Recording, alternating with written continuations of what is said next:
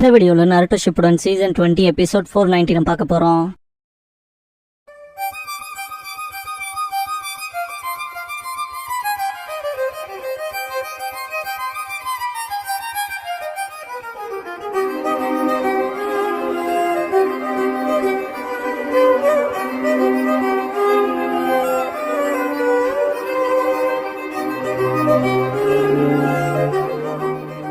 Opening song முடிஞ்சதுக்கு அப்புறமா பாப்பாஸ் யூத்ங்கிற இந்த எபிசோடோட டைட்டில் போடுறாங்க.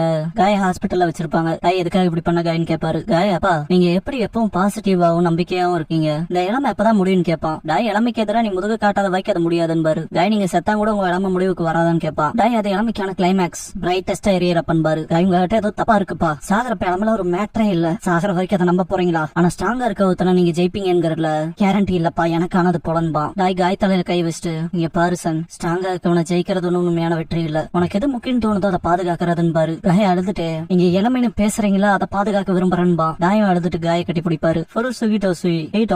அகாடமி ஆல்டர்னேட்ஸ்க்கு அக்செப்ட் பண்ணதா போட்டிருப்பாங்க. ஹிருசன் என்னதான் ஒருத்தன் தன்னோட எதிர்காலத்தை தீர்மானிச்சாலும் அது யாருக்கும் பழக்கப்படாத ஒண்ணுன்னு பாக்குறப்ப ஒரு மெசேஜ் பாப்பாரு. ரூல் 500 லேப்ஸோடு அகாடமி ஆல்டர்னேட்டா அக்செப்ட் பண்ணிக்கணும் இருக்கும். இதை பார்த்துட்டு ஹிருசன் சிரிப்பாரு. 3வது பர்சனா மைட் காய் பேரும் வரும். டாய் அப்பான்ட்டு கட்டி பிடிப்பாங்க. அதே 2 லேடிஸ் திரும்ப அவங்க 2 பேரும் இதை பத்தி யாராவது ரிப்போர்ட் பண்ணி ஆகணும்னு பேசிக்குவாங்க. டாய் என்னோட பையனோட எஃபர்ட்டுக்கு ரிவார்ட் கிடைச்சிருச்சு பாரு, என்ன ஆல்டர்னேட்டா அக்செப்ட் பண்ணிட்டாங்க. 2 பேரும் கோரஸா உங்க எல்லாத்தோட சப்போர்ட்டுக்கு தேங்க்ஸ்.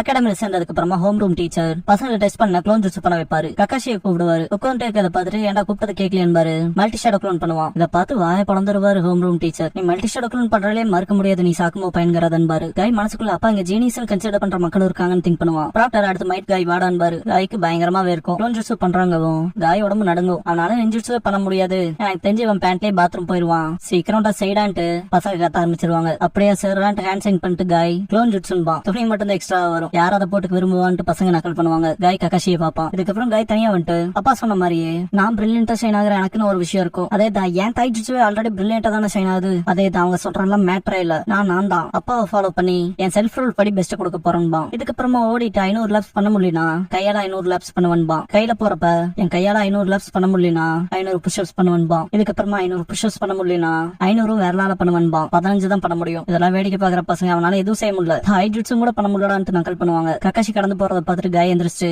ஒத்த கால்ல போவான். இந்த ஃப்ரேம்ல எவ்வளவு பெயின் இருக்குங்கிறத காட்டுவாங்க. இதுக்கப்புறமா கடினமா ட்ரைனிங் எடுப்பான். ஓடுறப்ப மனசுக்குள்ள எஃபர்ட்ஸ் அப்பவும் பலன் கொடுக்கணும் அப்பா சொல்லி காலன்னு திங்க் பண்ணிட்டு ஓடுவான். கக்காஷி முன்னால போறத பார்த்துட்டு ஒரு மரத்துக்கு பின்னால ஒஞ்சு அவனை பாப்பான். டாய் காய பாப்பாரு. டே முட்டாள்னு அடிச்சு பறக்க விடுவாரு. அதே 2 லேடிஸ் இருப்பாங்க. அந்த பையன் தான் உன்னோட லைஃப் லாங் ரைவல்ங்கிறதுல எனக்கு சந்தேகம் இல்ல, அப்புறம் அவனை சேலஞ்ச் பண்ணாம இருக்க காயின்னு கேட்பாரு. காய் சொல்றக்கு என்ன இருக்கு, அவன் ஜீனியஸ், கண்டிப்பா நான் தோத்துருவன்பா. டாய் தோத்த என்ன ஆகும், நானும் அவன் கூட வரேன், அந்த கக்காஷி பையனை கண்டுபிடிக்கலாம் பாரு. கை இல்ல வேண்டாம், நான் என்னோட செல்ஃப் ரூல ஃபாலோ பண்றேன்பா. டாய் ஓ உன்னோட செல்ஃப் ரூலான் பாரு. கை ஸ்கூல சுத்தி 500 லேப்ஸ் ஓட முடியலன்னா நான் கக்காஷி சேலஞ்ச் பண்றேன்பா. டாய் அதே தான் காய், அதான் என் பையன் போல இருக்குன்னு பாரு. அந்த லேடிஸ் கிட்ட உங்களோட சப்போர்ட்டுக்கு தேங்க்ஸ்பாங்க. காய் 496 லேப்ஸ் ஓடிடுவான். என்னால செய்ய முடியாதுன்னு நினைக்கிறேன் திங்க் பண்ணிட்டு இல்ல நான் எக்ஸாஸ்ட் ஆகல, இப்படி இதை என்னால பண்ண முடியுதுன்னு திங்க் பண்ணிட்டு 500வது லேப் முடிச்சுட்டு நான் சாதிச்சிட்டேன், நான் அவனை சேலஞ்ச் பண்ண வேண்டியது இல்லைன்பா. திரும்ப கையால 500 லேப்ஸ் போவான். என்னால அதை செய்ய முடியலன்னா கக்காஷி சேலஞ்ச் பண்ணுவான்பா. 498 லேப் வரும். 500 லேப்ஸ் முடிச்சுட்டு நான் திரும்ப சாதிச்சிட்டேன்பா. 500 தாண்டி ஃபிங்கர் புஷர்ஸ் பண்ணுவான். எபிசோட் அவன் ஈஸியா பண்ற மாதிரிக்குன்பா. என்ன அவன் மொத்தத்துல செய்யறான்பா. இத்தனை நாள் நோட் பண்ணாத கக்காஷி இப்ப நோட் பண்ணுவான். 757 பண்ணுவாங்க.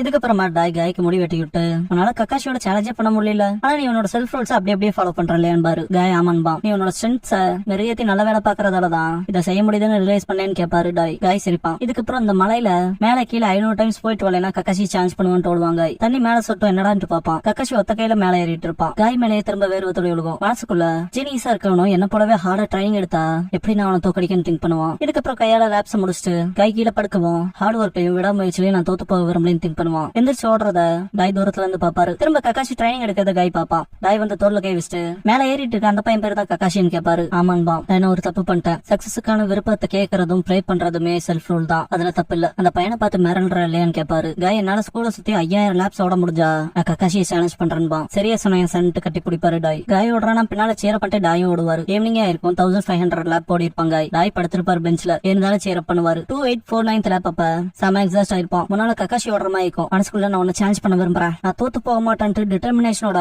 5000 லேப்ஸ் ஓடி இருப்பான். கை கட்டி பிடிச்சி கங்க்ராச்சுலேஷன் சொல்லுவாரு. கை தேங்க்ஸ் பண்ணிட்டு அப்ப இதான் யூத்தான் கேட்பான். இதுக்கப்புறமா தான் கை சேலஞ்ச் பண்ண ஸ்டார்ட் பண்ணிருப்பான். கக்காஷியோட சுருக்கின் டெக்னிக் பார்த்து ஷாக் ஆவான். தாய் ஜுட்ஸு ஃபைட் அப்ப கை தாய் ஜுட்ஸ்ல கண்டிப்பா நான் உங்ககிட்ட தோத்து போக மாட்டேன்ட்டு வெறித்தனமா சண்டை போடுவாரு. ஈவன் கக்காஷி ஹெவியா இருக்குன்னு திங்க் பண்ணுவான். லீஃப் ஹரிகேன் பண்ணுவாங்க. கக்காஷி தப்பிச்சிருப்பான். பாறை பொழந்துரும். தோ வாடா வாடான்னு 2 பேர் மோதிக்கிற மாதிரி வருவாங்க. பார்த்தா ராக் பேப்பர் சிசர் விளையாடுவாங்க. கொஞ்சம் வளர்ந்ததுக்கு அப்புறமா காய் கிட்ட அகாடமில இருந்து கிராஜுவேட் ஆனதுக்கு கங்க்ராட்ஸ் பண்ணிட்டு நான் யூத்ல இருந்து கிராஜுவேட் ஆகலின்பாரு. காய் அதேதான், நான் சாகும்போது இளமையோட எச்சமா இருந்தாலும் கவலை இல்லைன்பா. நம்ம சொல்ற இளமையோட அகாடமிலேயே கூட நான் எப்பவும் இருப்பேன்பா. அதே 2 லேடிஸ் கிட்ட உங்களோட எல்லா சப்போர்ட்டுக்கும் தேங்க்ஸ்பாங்க. காய் சீரியஸான மிஷன்ஸ்க்கு போவான். டாய்க்கு கிளீனிங் வேலை, பொட்டி தூக்குறதுன்னு ஒரு ரிச் உமனுக்கு கீழே வேலை செய்வாரு. காய் ரியல் பேட்டிலுக்குள்ள போயிட்டு வந்தா டாய் சக்சஸ்ஃபுல்லா கேட் ரெஸ்கியூ பண்ணிட்டு போவாரு. அவங்க அப்பாவை பார்த்துட்டு காய் உடைச்சுக்குவான். காய் கிட்ட லார்ட் ஹொக்காகி அவரே பூனையில கண்டுபிடிக்கல மாஸ்டர்டா நீனு புகழ்ந்தாருன்னு அற்புதமான காம்ப்ளிமெண்ட்லங்கும் போது காய் அப்பா இங்க யூத் கிளைமேக்ஸ் தானான்னு கேட்பான். நைட் தூங்கிட்டு இருப்ப டாய் தனியா எங்கேயோ போவாரு. காய் முடிச்சு பாப்பான். அடுத்த நாள் சோசா அக்கிமிச்சி வந்துட்டு காய் கென்மா எபிசு கிட்ட 3rd கிரேட் நிஞ்சா வார்ல விஷயங்கள் எப்படி போகுதுன்னு பார்த்துதான் டீம் ஃபார்மேஷன்ஸ்ல மாற்றம் இருக்கலாம். ஆனா இப்போதைக்கு சோசா அக்கிமிச்சி நான் தான் உங்களோட டீம் கேப்டன் பாரு. விதிதான் நம்மள ஒன்னா சேர்த்திருக்கனாலன்னு சோசா பேசிட்டு இருக்கப்ப ப்ளீஸ் மன்னிச்சுக்கங்க, எனக்கு இன்னொரு வாய்ப்பு கொடுங்கன்னு டாய் கெஞ்சுவாரு. திரும்ப இந்த தப்பு பண்ண மாட்டேன்னு, நீ எப்ப பார்த்தாலும் இதே தப்பதான் திரும்ப திரும்ப பண்ற, எனக்கு வேற வழி தெரியல, உன்னை டிராப் பண்ணி ஆனும்பா. டாய் கெஞ்சி கேக்குறேன், திரும்ப இந்த தப்பு பண்ண மாட்டேன் மன்னிச்சுக்கங்கன்னு பாரு. காய்க்கு கஷ்டமா இருக்கும். ஈவினிங்ல காய் கக்காஷி கிட்ட ஏன்டா அவரே அப்படி அவமானப்படுத்திக்கிறாரோ, அது ஒன்னும் யூத் இல்லைன்பா. கக்காஷி உன்னை அப்படிதான் அவர் வளர்த்தாரோன்னு கேட்பான். காய் பார்க்கவும் கக்காஷி உங்க அப்பாவை விட கோலான சினோபினே யாரும் இல்லைன்னு நினைக்கிறேன்பா. காய் கிட்ட டாய் சொல்லிருப்பார்ல, ஸ்ட்ராங்கா இருக்கணும், ஜெயிக்கிறதுக்கு பேர் வெற்றி இல்ல, நமக்கு எது முக்கியமா அதை பாதுகாக்கிறதுன்னு இருப்பார் இல்லையா, அதை யோசிச்சு நடந்து வருவாங்க. காய் வந்துட்டு அப்பான்பா, காய் நீ நல்லாவே வளர்ந்துட்ட, இப்போதைக்கு என்னால செய்ய முடிஞ்சதுன்னு ஒன்னேதான் இருக்குன்னு பாரு. இதுக்கப்புறம் நல்லா பாத்துக்க காயின்ட்டு 18 கேட்ஸோட கேட் ஓபன் பண்ணி காட்டுவாரு. இதை பார்த்துட்டு காய் இது என்னப்பான்னு கேட்பான். டாய் இது 18 கேட்ஸ், இது ஃபர்பிடன் ஜுட்ஸ்னு பாரு. காய் மனசுக்குள்ள அப்பா இப்படிப்பட்ட டெக்னிக் மாஸ்டர் பண்ணி வச்சிருக்காரா, இது எப்பன்னு திங்க் பண்ணுவான். டாய் தனியா போயிருப்பார் இல்லையா, பாத்துருப்பான்ல, அதை யோசிப்பான். டாய் நான் கெனினா டெய்லி பிராக்டிஸ் பண்றேன், 20 வருஷத்துக்கு அப்புறமா இந்த யூனிக்கான ஜுட்ஸுவை இறுதியா பிடிச்சிருக்கேன்னு பாரு. 20 வருஷமாட்டு ஷாக் ஆவாங்க. டாய் சிம்பிளா சொல்லணும்னா உன் அப்பாவும் உனக்கு இந்த ஒரே ஒரு ஜுட்ஸுவை மட்டும் தான் என்னால பாஸ் பண்ண முடியும், அப்புறம் இதுவே உனக்கு மோஸ்ட் ஸ்பெஷல் டெக்னிக்கா இருக்கும் பாரு. காய் ஸ்பெஷல் ஜுட்ஸ் ஒன்பா. டாய் நீ ஸ்பிளண்டிட் ஷினோபி ஆயிட்ட, ஆனா இந்த டெக்னிக்கை யூஸ் பண்றதுக்கான ஸ்ட்ரிக்ட் கண்டிஷன் வைக்கிறேன் பாரு, ஒரு செல்ஃப் ரூலா. காய் செல்ஃப் ரூலான்ட்டு மனசுக்குள்ள அப்பான் இருப்பாரு. அப்படியே பிரசன்ட்ல காட்டுவாங்க. மாதராவை பார்த்துட்டு காய் முன்னால ஓடுவாரு. கேட் ஓபன் பண்ணிருப்பாரு. மாதரா மனசுக்குள்ள அவனோட சக்கரா டெத் கேட்டோட சக்கரா பாயிண்ட்டுக்கு கேதர் ஆகுதுன்னு திங்க் பண்ணுவான். விஷுவலா காட்டுவாங்க. காய் மனசுக்குள்ள அப்பான் பாரு. ரெட் வேப்பர் வெளியே வர ஆரம்பிக்கும். 8th கேட் ஆஃப் டெத் பாரு. காய் ஃபாஸ்டா காட்டுவாங்க. காய் நல்லதுக்கே இல்ல, சுத்து போட்டாங்க, நம்ம தப்பிக்க வழியே இல்லைன்பா. வாய்ப்பே இல்ல. 7 inches வாட்ச்மேன் ஆஃப் த மிஸ்டாண்ட் ஷாக்ல இருப்பாங்க. ஜூசோ பீவா வேற வில்லேஜ்ல இருக்க பொடிங்களுக்கு எங்களை பத்தி தெரிஞ்சிருக்கான்ட்டு நம்ம ஃபேமஸ் ஆயிட்டோம்ட்டு எக்ஸிகியூஷன் பிளேட் எடுத்து என்னது சின்னதா இருக்கு, பிளேட் துண்டிக்கப்பட்டிருக்கு, நான் இதை ரத்தத்தை உரிய வைக்கணும், இதோட இரும்பு ரிஸ்டோர் ஆகன்பா. டாய் வரத்தை காட்டுவாங்க. என்ன நம்ம என்ன செய்ய, நம்மளால அவங்களை கவனிக்க முடியாதுன்பா. சரியான நேரத்துக்கு வந்துட்டு டாய் முன்னால வந்து நிப்பாரு. டாய் எப்பான்ட்டு பா நீங்க கெனின் இங்க என்ன பண்றீங்கன்னு கேப்பா. டாய் அதை விட தப்பிச்சோடுங்க, நான் உங்களுக்கு கொஞ்சம் டைம் கொடுக்குறேன்னு பாரு. டாய் ஓடுறதா அப்பா, அவங்கள ஜொனின் கூடவே அவங்க 7 inches watchman of the mist, அவங்களுக்கு நீங்க மேட்ச் இல்லைன்பா. டாய் 18 கேட் ஃபார்மேஷனோட த கேட் ஆஃப் டெத் இருக்குன்னு பாரு. டாய் இருக்கு ஆனான்பா, என் செல்ஃப் ரூல் அதுன்னு பாரு. டாய் ஷாக் ஆவான். இதான் நேரம்ட்டு தம்ஸ் அப் பண்ணிருப்பாரு. பிரசன்ட்ல டாய் 8th gate of death open பண்ணிருப்பாரு. 18 கேட்ஸ் ஃபார்மேஷன். மனசுக்குள்ள அவன் வாழ்க்கையை கொடுக்கற அளவுக்கு ப்ரீஷியஸான உன்னை பாதுகாக்கன்னு திங்க் பண்ணுவாரு. லீ அழுவான். கக்காஷி கைதை நிஜமாவே பண்ண போறேன் பாரு, என்னட்டு என்னால நம்பவே முடியலன்னு பாரு. மாதரா ரெட் வேப்பர் எல்லா 8 கேட்ஸையும் ஓபன் பண்றதுல வர யூனிக்கான வேப்பர் ரத்தத்தால, ஆனா ஆக்சுவலா இதை என் சொந்த கண்களால பாக்குறேன். மரத்துல இருந்து விழுகிற இறந்த ஆட்டம் லீவ்ஸ் கலர் போலவே இருக்குன்பா. நீ சொல்றது செய்தான், ஆனா அது விழுக எந்த காரணமோ பர்பஸோ இல்லாம இல்ல, ஃப்ரெஷ் கிரீன் லீவ்ஸ்க்கான நியூட்ரியன்ஸா இருக்கும் பாரு. லீய காட்டுவாங்க. நியூ ஸ்பிரிங்ல ஃப்ரெஷ் லீவ்ஸ் முளைக்கிற வரைக்கும் அது பிரிட்ஜ்ல கிடக்கும். அதான் கிளைமேக்ஸ் ஆஃப் யூத். அதிக கரிஞ்சிவப்பு எரியும் போதுன்னு பாரு. டக்குனு மாதர பக்கத்துல போய் செக்கிசோ ஈவினிங் எலஃபன்ட் பண்ணுவாரு.